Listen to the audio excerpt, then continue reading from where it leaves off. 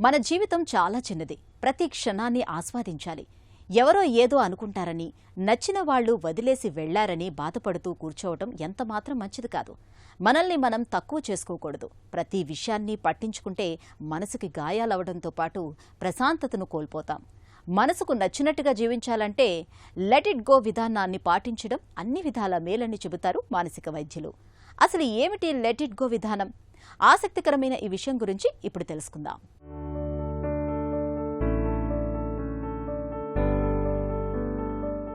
మనకు నచ్చినట్టు మనం జీవించాలంటే కొన్ని సూత్రాలు పాటించాలి. ముఖ్యంగా మనల్ని వదిలేసి వెళ్లిపోయిన వారి గురించి ఆలోచించకూడదు. నిత్య జీవితంలో నేర్చుకోవాల్సిన అతి ముఖ్యమైన పాఠం ఇదే.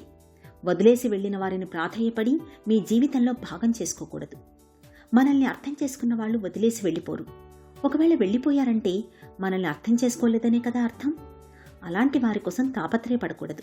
అలాగే జీవితంలో కొన్ని విషయాలు మన నియంత్రణలో ఉండవు. మన ప్రమేయం లేకుండా ఎదురయ్యే పరిస్థితులు, ఇతరుల అభిప్రాయాలను మనం మార్చలేం. అలాంటి వాటి గురించి ఆలోచిస్తూ ఉంటే ప్రశాంతత కోల్పోతాం. వాటిని అలాగే వదిలేయాలి. ఎలాంటి ఫలితాలు వచ్చినా స్వీకరించాలి. మనం తీసుకునే నిర్ణయాలు, చేసే ప్రయత్నాలే మన చేతుల్లో ఉంటాయి. వాటిపైనే దృష్టి పెట్టాలి.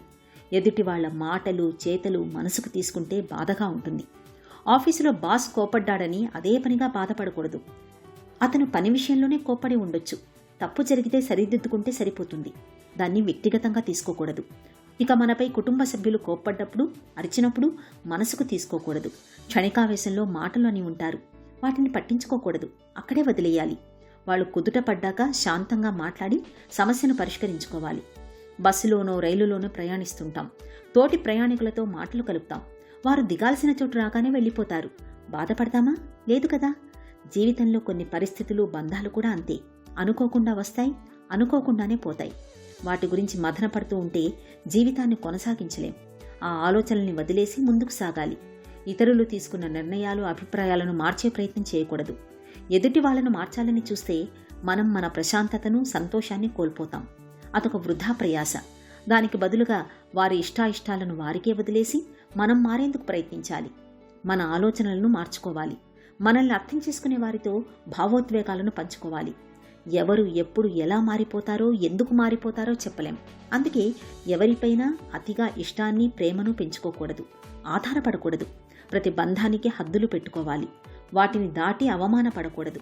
మనసు బాధపడేలా చేసుకోకూడదు. మనపై మనం దృష్టి పెట్టుకోవాలి. మన కోసం సమయం కేటాయించుకోవాలి. మన మనసుకు నచ్చిన పనులు చేస్తూ సంతోషంగా ఉండేందుకు ప్రయత్నించాలి. అప్పుడే జీవితం ఆనందంగా సాగుతుంది.